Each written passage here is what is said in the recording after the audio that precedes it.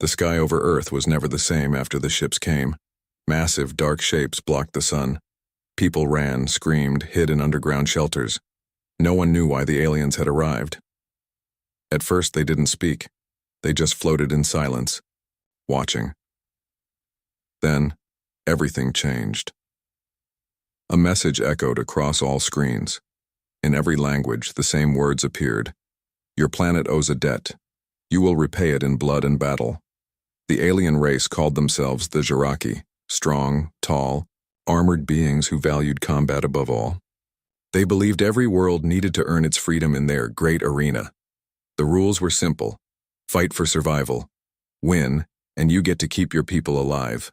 Lose, and your planet becomes a slave world. Most governments collapsed under fear. Cities burned without a single shot fired, but one man didn't run. His name was Ronan Hale, an ex-military fighter, living in the lower levels of what was left of New Chicago. His little sister, Mira, had a rare condition that needed expensive treatment. But now, Earth's hospitals were under Jiraki control, and Mira had been taken, along with hundreds of other weak and sick humans, to be sold off or worse. Ronan didn't care about the politics, he only cared about his sister, and when he heard the Jiraki were holding auditions for Earth's first arena champions, with rewards in alien gold, tech, and living prizes, he didn't hesitate. Hiyori signed up. The arena was built in what used to be a desert in Nevada. Now it was a battleground surrounded by alien lights, drones, and thousands of Jiraki spectators who roared like beasts. Ronan stood in line with other human volunteers. Some were former soldiers. Most were desperate, like him. All were marked, with glowing wristbands. Each band tracked their survival. If it turned red, you were dead. If it glowed gold, you won. The first few fights were brutal. The Jiraki didn't hold back. They threw in wild beasts from unknown planets, gladiators with spiked arms and even killer machines. And Ronan, he kept surviving.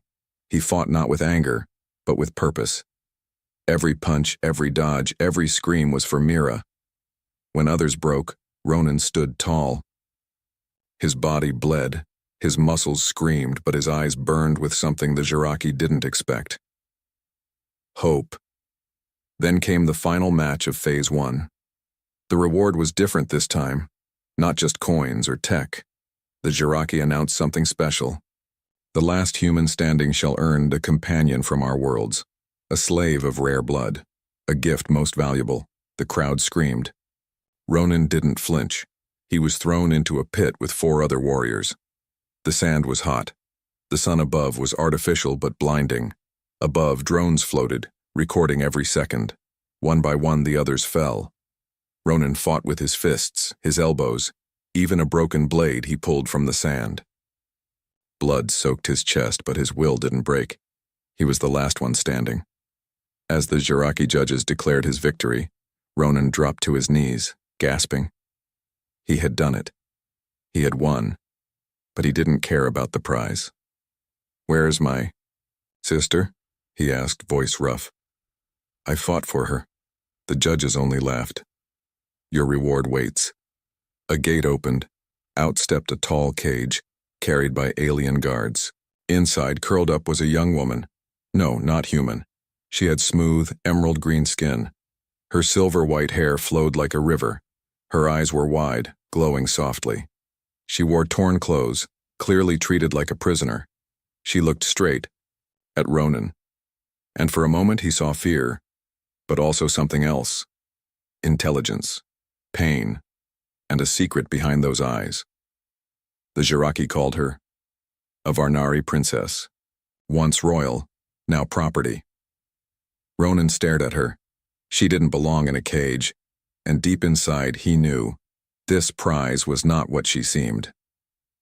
Ronan's hands were still shaking, not from the pain, but from what stood in front of him. The alien girl inside the cage didn't move. Her green skin glowed slightly under the arena lights. Her silver hair was tangled, and her clothes were ripped from months of captivity. Yet something about her posture. It was too calm, too proud. This wasn't just a scared slave. This was someone important. The Jiraki judges began to speak again, their deep voices echoing through the arena. You have earned her. She is yours to command. The cage door opened.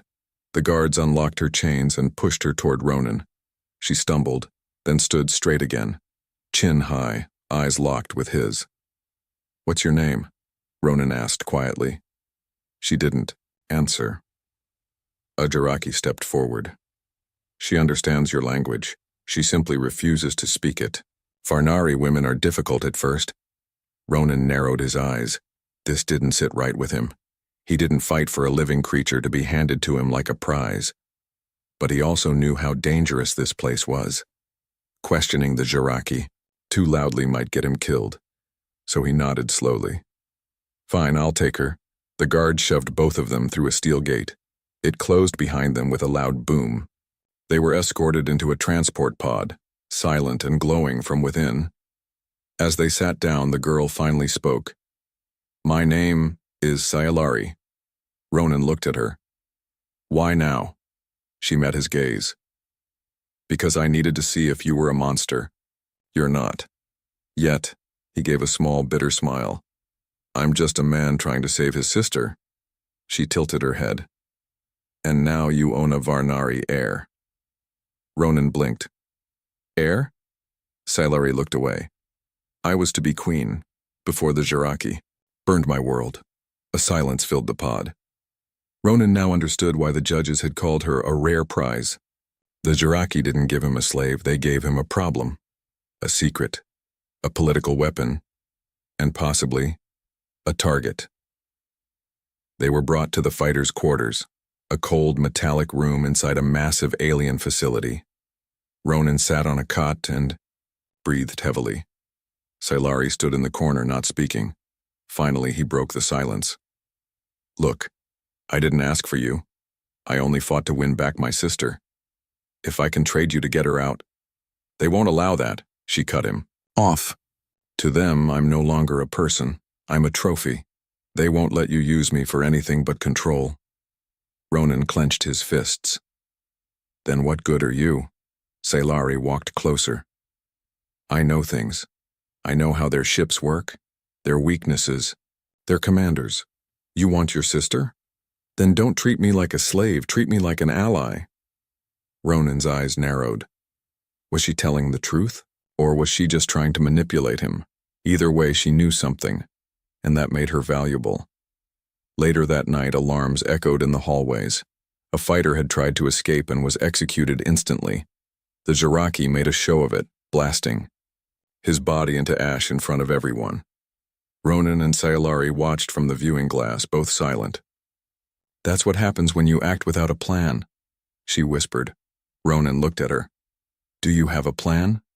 She nodded slowly. Yes, but it requires you to trust me. Why would I trust an alien? He asked. She stepped closer, eyes glowing softly. Because your life and your sister's depends on it. Ronan woke up to the sound of metal doors unlocking. The lights above flickered on, cold and blue. The air inside the fighters' quarters was heavy like it hadn't moved in years. Ronan stood quickly, reaching for the small blade hidden under his cot. But it wasn't an enemy. It was Sayalari. Already awake, already watching him. You sleep like a soldier, she said softly. And you don't sleep at all, he replied. She didn't answer. Moments later, the loudspeaker crackled to life. Next phase begins in one cycle. Fighters must choose, fight alone, or with their prize. Ronan froze. Fight. With their prize, he repeated. Sayalari's face turned pale even through her green skin. They're changing the rules. They want blood bonds. They want to see how much pain you'll cause to protect something or someone you own. Ronan shook his head. That's sick. That's Jiraki entertainment, she said bitterly. This is their real game. It's not about skill. It's about control. Ronan clenched his jaw. The arena wasn't just a place to fight. It was a place to break people, to twist them, to turn love into weakness. So what happens if I refuse? He asked. Sayalari answered coldly. They kill us both. The fighters were gathered again. But this time, the crowd was larger, louder. The air smelled like metal, sweat, and smoke. Each champion now stood beside their prize. Some were alien slaves. Some were robotic pets. Some were even other humans. But Ronan stood out. His prize wasn't weak. Sailari stood tall beside him. Her silver hair blew in the wind. Her back was straight. She didn't act like a slave. The announcer's voice echoed across the stadium. Today's round, test of loyalty. If your companion dies, you lose. If you protect them and win, you advance. But fail to bond, and you both burn. The gates opened. Inside the arena was not just sand this time. It was a twisted maze of traps, falling walls, and monstrous beasts. The test had begun.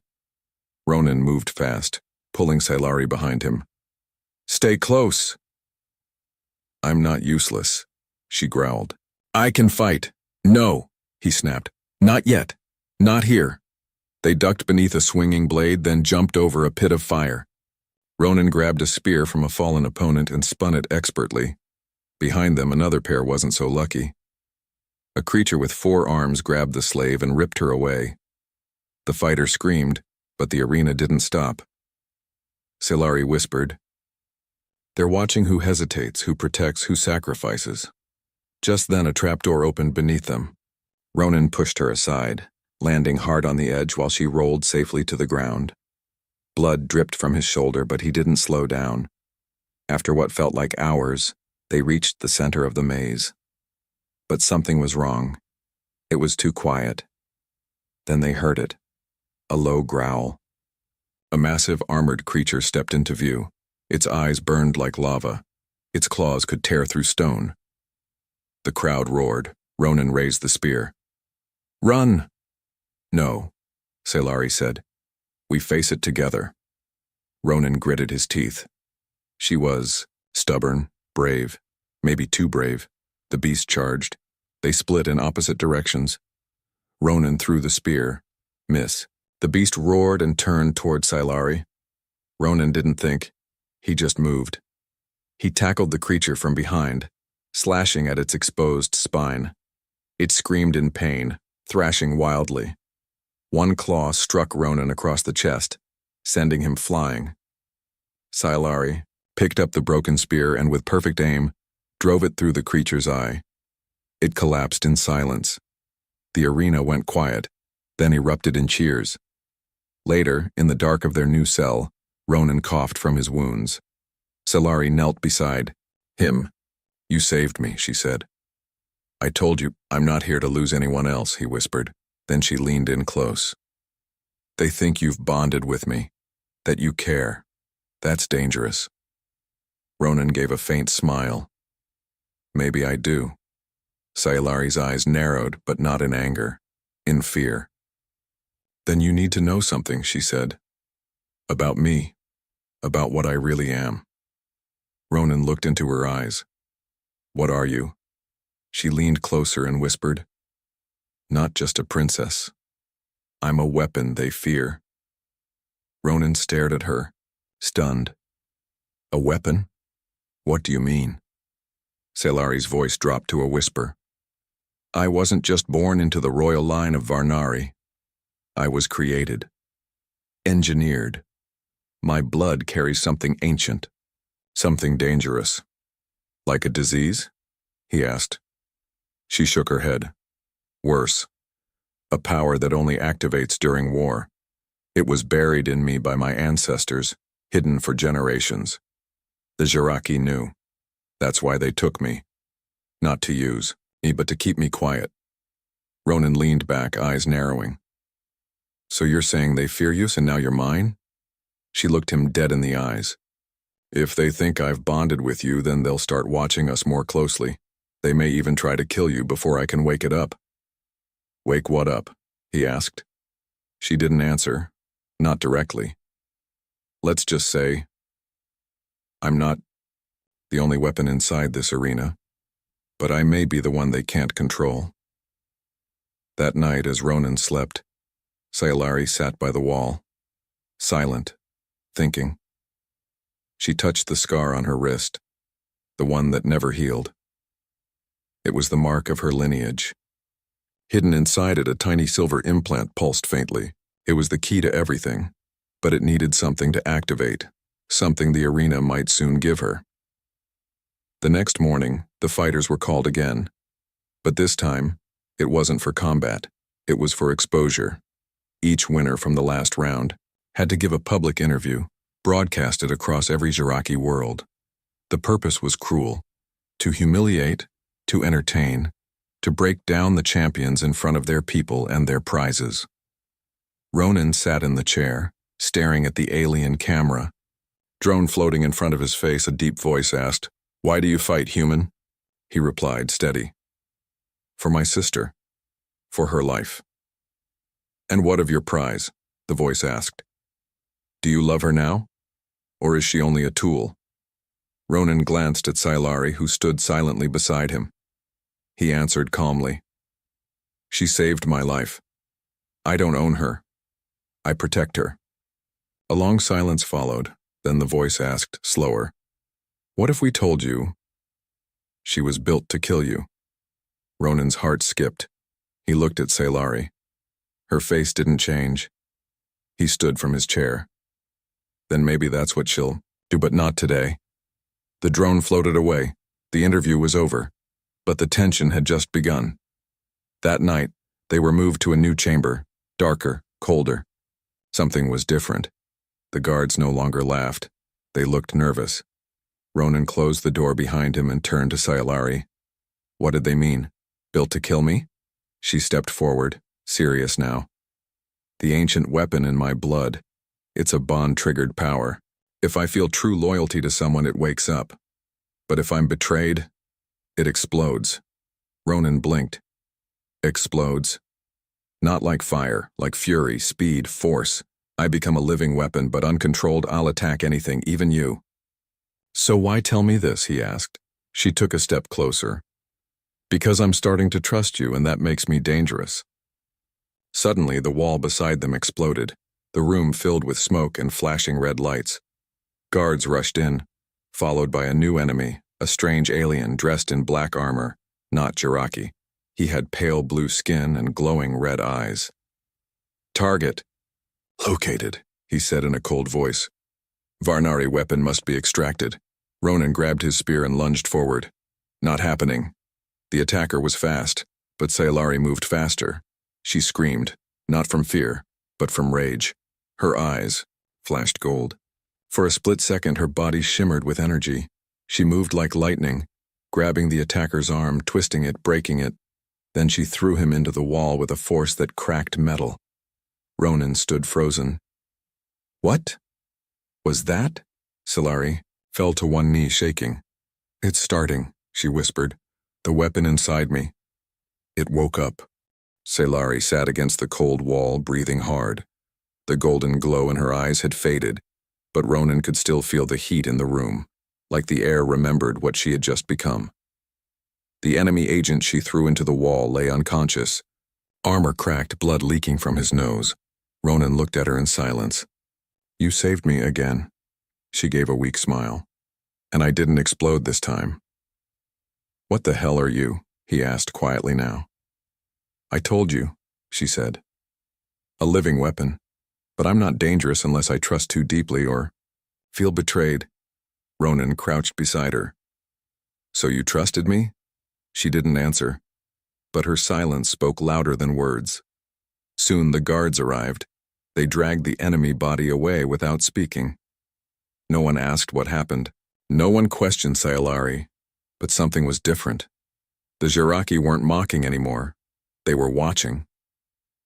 Ronan noticed the change in their stares. Not anger, not fear, caution. They knew what she was now, and they didn't like it. That night, Silari sat by the window in their chamber, staring at the stars. Ronan paced the room. "They're going to separate us," he said. "Or worse, they might kill us before the next round." "No," she said. "They need me alive, but not necessarily with you." He stopped pacing. "Then I have to make a choice," he said. Stay with you and fight whatever's coming, or let you go and maybe save myself. She looked at him. You already made your choice in the arena. Ronan sat beside her. You think I trust you now? I think you want to, she whispered. There was a silence between them, heavy, real. Ronan broke it. I'm not afraid of you, Sailari. I'm afraid of losing the one person who might help me save my sister. She smiled sadly. Then you'd better hold on tight. The next morning, a message played in their room. A new phase was starting, but this time it wasn't about fighting. You have one night outside the arena, no guards, no chains. Survive the jungle trial together, and earn your place in the final. Ronan frowned. A jungle? Sailari nodded slowly. This is another test, but not just for strength, for trust, for loyalty. They're trying to break us, Ronan said. Yes, she replied, or make us kill each other. Hours later, a transport ship dropped them deep into a thick alien jungle. It was wet, hot, and buzzing with strange sounds. No path, no weapons, no food, just each other, and something watching from the trees. We're not alone, Sailari said. Ronan gripped a thick branch like a club. Let them come. They moved, slowly through the vines, alert. Something large moved in the shadows, circling them. More than one. Then it attacked. A creature, tall, insect-like, with 4 legs and acid-dripping fangs, leaped from the trees. Ronan slammed it with his branch, but it didn't stop. Sailari moved like lightning again, slashing at its leg with a rock. She cut deep, and the creature screamed, backing off. More came. Up that ridge, she shouted. They climbed quickly, slipping on moss and mud, scrambling over sharp rocks. By the time they reached the top, Ronan was bleeding. Sailari was shaking, but they were alive. They found a small cave near the top of the ridge. Dry, safe, at least for now. Inside, Ronan collapsed.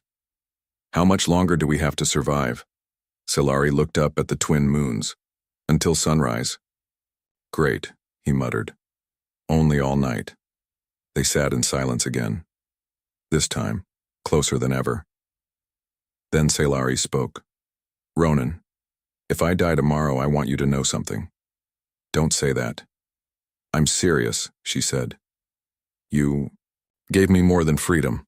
You gave me a choice. I was born into chains I couldn't see, and somehow you made me believe I could break them. He didn't know what to say, so he said the only thing that felt right. I won you in a fight, but I think I'm the one who got saved. She smiled. Don't fall in love with a weapon, soldier. Too late.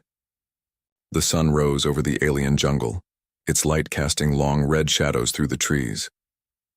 Ronan and Sailari stepped out of the cave, covered in dirt, bruises, and blood, but they were alive. The jungle had tried to break them, but instead, it had made them stronger. A ship arrived silently above the ridge, lowering a beam of light around them. They were lifted into the air, back toward the arena. Neither of them spoke during the flight. Something had changed between them. It wasn't just about survival anymore. The arena had been cleared. The crowds were silent. The lights dimmed except for one large spotlight. On the center of the battlefield, 2 figures stood there waiting. One was a Jiraki commander, tall and armored in red steel. The other was Mira. Ronan's heart stopped. His sister looked weak, thinner than before, but alive. Her eyes widened when she saw him. She tried to run, to him, but the Jiraki grabbed her arm. Welcome back, champion, the alien announced. You have earned the final test. Ronan stepped forward, fist clenched. Let her go. In time, the commander said. First you must choose. The crowd leaned in. You will fight her. He turned to Sailari, his chest tightened. What? He said, his voice cold with disbelief. The commander smiled. We want to see how much you've truly bonded. Will you protect your sister or your slave? Sailari stood still, her face calm. Ronan stepped closer. I'm not fighting her. Then your sister dies, the Jiraki said simply. A gun was placed at Mira's head. The arena erupted in cheers. The choice was clear: kill Sayalari, or lose his sister. Sayalari stepped forward. She spoke softly, so only Ronan could hear. "I can survive you. Hit me hard, make it real, I won't break." "No," Ronan said. "There has to be another way." "There isn't," she whispered. "They need a show. Give it to them." Ronan's jaw tightened. He didn't want to hurt her, but her eyes said something else. "Trust me." The match began. The crowd screamed. As Ronan charged forward, he threw a punch. Sayalari dodged. She kicked but missed on purpose. They moved like dancers. Fast, wild, brutal, but not deadly. The audience didn't notice, but the Jiraki commander did. "They're faking," he said. He raised a hand. From the walls, 2 soldiers stepped out, guns aimed at Mira. Sayalari saw them too. "Now!" she shouted. Ronan understood instantly. He tackled her, shoving her toward the soldiers. She rolled across the sand, rising fast. The energy inside her glowed bright. Gold burned across her arms and chest. Her hair floated. Her eyes turned to fire. She screamed. A deep, powerful sound that cracked the floor beneath her feet. The soldiers tried to shoot. Too late. She slammed them into the wall with invisible force. The arena went silent. The crowd was no longer cheering. They were stunned. The weapon had awakened. Sayalari dropped to her knees, breathing hard. Mira ran to Ronan. He held her tight, tears in his eyes. "I've got you, Mira. I've got you." The Jiraki commander shouted orders, but something was wrong. The other Jiraki weren't moving. They looked confused, afraid. Sayalari looked up, her voice shaking. "They know what I am now, and they're scared." "Can you control it?" Ronan asked. "No," she said, "but I can aim it." She turned to the crowd. "I am Sayalari of Varnari. I am not a slave. I am not a prize. I am the storm your ancestors feared." The arena began to shake. The Jiraki ran. Guards opened fire. Sayalari raised a glowing shield. Bullets bounced away like dust. Ronan grabbed a fallen spear and fought beside her, faster, stronger, more alive than ever. Mira ducked behind him, safe. Together, they pushed through the guards, escaping into the lower tunnels beneath the arena. Alarms. Sirens blared, but the bond between them was unbreakable now. The alarms wouldn't stop. Red lights flashed in every hallway. Sirens howled through the arena's steel bones. Ronan held Mira's hand tight as they ran. Sayalari moved ahead of them, her skin glowing brighter with every step. The power inside, once sleeping, was now fully awake. "Where are we going?" Ronan shouted. "To the control tower," Sayalari said. "If I can get there, I can shut this whole place down." They turned a corner and came face to face with a squad of Jiraki guards, but the guards didn't attack. They stepped back, fear in their eyes. One of them dropped his weapon and ran. "She's real," one muttered. "The royal weapon. The Varnari storm." "Then let them feel it," Sayalari said. She raised her hand and the hallway lit up. Energy crackling like a living thunderstorm. The metal walls bent outward. Doors flew open. Alarms died mid-scream. The path was clear. Inside, the control tower's Iraqi commanders were shouting at screens trying to regain control. Maps blinked. Systems crashed. Fighter pods malfunctioned. Half the arena systems were now dead. And then the door burst open. Sayalari stepped inside. The air bent around her like gravity had changed. Ronan and Mira followed close behind. The commanders drew their weapons. "Stop!" one of them barked. "You'll kill us all." Sayalari spoke calmly. "Not if you surrender." The lead commander spat at her feet. "You're just a weapon, a tool. You were never meant to wake." "You're right," she said. "But I did." She raised her hand and the lights went out. Minutes later, the arena stood silent. Every screen across the Jiraki network now showed one image. Sayalari, standing tall with Ronan and Mira beside her. "This is no longer your arena," she said to the galaxy. "This is not your game. From today, no one will fight to earn their freedom. From today, every slave will rise." Across the stars, alien prisoners watched in silence. Then, one by one, they began to cheer. Back in the tower, Ronan turned to her. "What happens now?" Sayalari looked at him. "Now, we run. The Empire will come. The real war is just beginning." "So what was this?" he asked. She smiled. "The spark." A week later, a rebel ship carried them far from the arena world. Mira finally slept peacefully for the first time in months. Ronan sat in the cockpit staring at the stars. Sayalari stood beside him, silent. "I never asked," he said. "Why did you let yourself be taken? Why didn't you fight back sooner?" "Because I was waiting," she replied. "For what?" "For someone who wouldn't treat me like a weapon." Ronan turned to her. "Do I pass?" She gave a soft smile. "Barely." They both laughed. As the stars stretched ahead, Ronan spoke again. "So, what do we do with an empire that wants us dead?" Sayalari looked out into the dark. "We give them a reason to be afraid." "And what about me?" he asked. "What am I now?" She leaned closer. "You're the one who freed the storm, and now you're stuck with it." He nodded. "Good. I like storms."